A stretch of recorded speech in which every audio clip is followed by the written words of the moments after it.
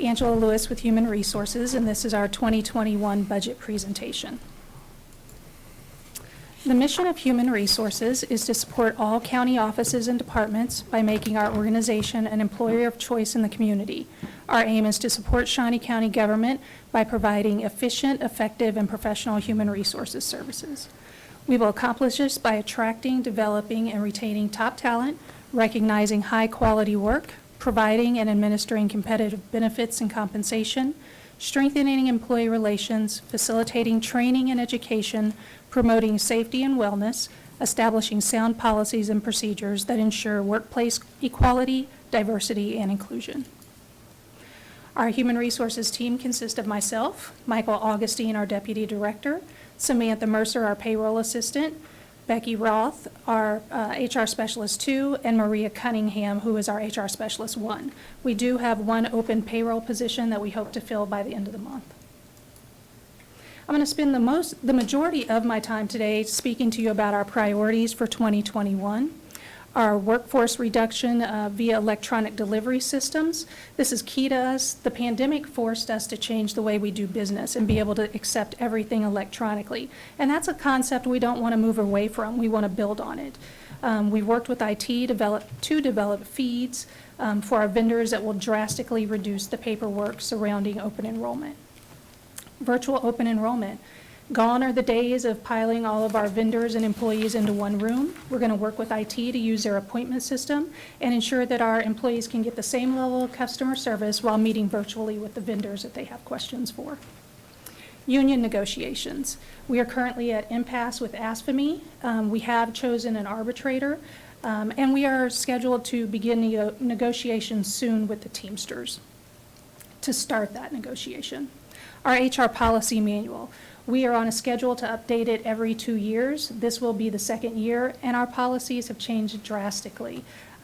Not all of them, but we've now included some policies, especially around the pandemic, that we want to include in our manual. Strategic recruitment. We will always have hiring needs, but right now the DOC, the Sheriff's Communication Center, and the new Disease Prevention Division for the Health Department is going to require some immediate attention and to get some things moving rather quickly. Parks and Recreation hiring. This is one of those places where hiring is ever evolving. I think every year we get a little bit better at this, but we've learned this year that we have to overhire and be prepared to cross-train so we can keep all of our facilities opened. Our workforce planning. We do have forecasted retirements. We have people looking at how many they're going to have in the future. And as baby boomers retire, and we have people reaching their 85 points every single day, we want to ensure that we can hire, retain, and train our changing workforce. The wage study. The wage study is a big one. Last year we requested a wage study. Before the pandemic began, we had gone out for RFP, but with the downturn in the economy, we have not come back to you asking for the $80,000 it would take to make this study happen. Exit interviews. Currently, we do our exit interviews via a survey once they've left our employment. We'd like to change that moving forward and have an opportunity to meet face-to-face or via telephone with people as they exit Shawnee County. Health and wellness. Health and wellness hasn't stopped our initiatives even though we're in a pandemic. We continue our health and wellness initiatives via Zoom and other online delivery systems. And I'm proud to report that even in March, when things were at their peak for the time, we still had the mobile mammography unit come out and 10 people received mammograms. The mobile mammography unit will be back on site in September. United Way fundraising. We are lucky now to have our new PIO on board. For the last 3 years, HR has headed this charge, but we'll be handing that over. It's well planned for this year and ready to go. Kansas Leadership Institute. Leadership training is key when hiring and developing a workforce. We received a grant last year from the Kansas Leadership Institute. Unfortunately, most of the on-site training was canceled. We did get to go through with our core group before it was canceled, but we're busy rescheduling everything we had scheduled for the remaining of 2020 and into 2021. Now, as for the budget, this to me is the easy part. We are requesting $472,925.44. This is essentially a flat budget for us. The bulk of our budget is wages and benefits at $436,423. Our contractual services are $31,918, and our supplies are just under $5,000 at $4,584. You'll see our personnel services broken down there. Again, the bulk, $436,423.44. Our contractual services, which I just want to call out, include our ACA compliance, is $31,918. Our supplies, $4,584. Whoops. We see this in almost every presentation. We have a very touchy mouse. We are requesting a flat budget for 2021. I'd be happy to answer any questions that you have. Any questions? I don't have any for Angela. I appreciate a flat budget. I got a question. Sure. So in our public comment just a little bit ago, the idea of a retirement incentive program was floated. Do you have any thoughts on that? We looked at it briefly last year. Right now, the economy's not good. People aren't, well, people should be looking for work, but a lot of people are not looking for work right now. We wouldn't be paying as high as salaries for people, but we would lose key positions and key people, and we would have to backfill those. So the balance there right now, it's not something that I would recommend. We can look at it again and get some hard numbers. And with as many people as we have eligible for retirement, if they wanted to go at this point, they could without us offering any incentives. Betty, does that actually cost us money to? It does. It costs a significant amount. What we have done with prior ERPs, we've done two or three in prior years, and it depends on what we offer. But what we offered for those, let me take this off so you can understand me a little better. What we offered with those were 5 years of health insurance.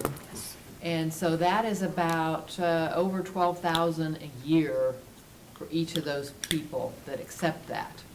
So there is a cost of that. The time that you benefit from that is when you don't have to fill those positions. You can retire those positions as those people leave.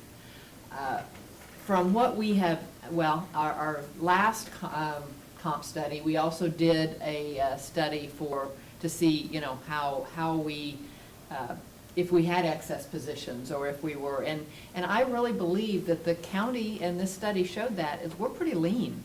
We are. I think any of these positions that retired, we would still have to fill them. So the time you really get that financial benefit is if you have excess positions, you know, maybe you've, I don't know, automated things and you don't need as many people or something like that. In our case, I don't think we're seeing that. So I really don't think we would have a really big benefit. As she said, that a lot of people, you know, once they get their 85 points with capers, could retire anyway, and they choose not to. So thinking about it from just the purely insurance perspective of it, you're going to pay that $12,000 a year per person that's retired, backfill that position, and spend that $12,000 again per person for the people in the position, because the departments still pay each month for insurance. Do you see your office doing things different now? I mean, now that we've had the COVID thing going on, the Zoom meetings, have you changed the way you'll be doing things in the future? Or? We do use Zoom. We do accept everything electronically now, and honestly, it's easier. Being a human resources person, I like people. I enjoy them coming in, but is the foot traffic necessary? No, it's not. We can receive your doctor's note, your FMLA forms, everything electronically, and accept an electronic signature. It reduces the places that people have to go. If they're going back to work, they can go right back to work rather than making a stop at HR. Do you see it changing maybe our policy with people who are sick? Are we going to be more apt to say stay home and and work from home till you get better and Well, instead of. absolutely. We do have the ability to work from home, and if somebody's sick, that's exactly where they should be. And I don't care if it's sick with COVID or anything else. Common If you're cold. sick, stay home. It does make me think, as we're going into union negotiations, we have to stop incentivizing sick leave. If you're sick, stay home. That's what sick leave is there for. Yeah. That's another thing, sorry, just got me thinking now, but there's a misconception that people are at home not being paid if they're employed. There is the CARES Act that came through with emergency sick leave and emergency FMLA. So if you're employed and you're sick with COVID or getting tested, you're paid for that time. You're not at home without an income. One other question, the exit interviews, Mm-hmm. you start doing those by phone, you said, or live? By or- phone or in person. Now, of course, we offer the electronic version, but a lot of people, once they're done with employment, they're not going to take the time to do the survey. So I think we'll capture more if we say, oh, you're leaving and the department notifies us. Let's sit down with HR, not with someone in your department, and go over why you're leaving. It will give us an opportunity just to find out more. Are they leaving because of higher pay? Are they leaving because they got their dream job? Are they leaving for any number of reasons? But let us have the time to work on it, hopefully before they're gone, if there are any issues.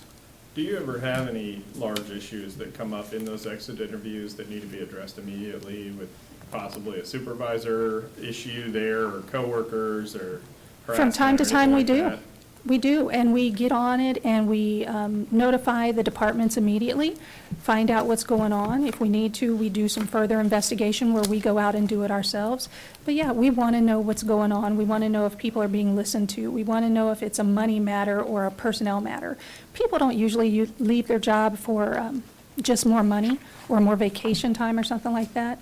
They usually leave because of the environment. All right. I have one other question. I know I've talked with you about this before, but the possibility of transitioning from a separated vacation and sick to just a paid time off accrual, what would the switch to something like that look like? We'd probably have to grandfather people into that at a certain point. There would have to be some cutoff date that we go to the new system. We're contractually obligated from the unions, we have 4 different unions, to offer sick time. Like I said, it'd have to be a grandfather, we'd have to have their buy-in to make it happen. We have looked at it, Betty was going to say something, but we were going to look at it in the wage study as well. Could you explain to him the buyout at the end when they leave and how that works? Because that would be one of the biggest problems. A lot of reason that people don't use sick time is because, again, we incentivize it. If you leave here, retire with over 800 hours, we pay out 35% of that. So we see people making large cash contributions into retirement funds based on the fact that I never took any sick leave and I can have, $20,000, $30,000 to sock away. And it's a great deal if you can get it, but it also means people didn't come to work when they were sick and should have been home. Yeah. Or their kid was sick, or their parents. I mean, sick leave is for more than just you. Sometimes you have people to take care of, and that's what it's there for. Because we do have a cap on vacation payout. Right. That if you leave or you retire, there's a 240-hour cap on that. There is no cap on sick leave. So all of those things would have to be taken into effect if you change to a PTO situation. I just know, I've had jobs that have had it both ways. And I know that in places where they've been separated out, there's a stigma attached with using your sick pay. If you're calling in sick, you're oftentimes going to get in trouble or frowned upon by your boss. And so I think it's better, in my opinion, if they're combined. But, like I said, Well, we've had this conversation before, so. And most all businesses are now, I don't know about most, but a lot of businesses have gone to PTO now. But also, most of them also have a cap on how much you can carry over. And it's kind of a use it or lose it kind of situation, which we don't have, and that's what would I'm certainly not saying it wouldn't be, good to look at. That's what would make it hard to transition to it. If you had a use it or lose it, though, you would have people Using it, using it. which is what it's for. Yeah, but I mean, they would, Yeah, we and- give people vacation time and Yeah. personal time so that they can have time away from work. Not necessarily it's an extra Yeah. retirement mechanism. I mean, And I do think that is one of those things that in a lot of cases within the county, we need to encourage our people to take their vacation.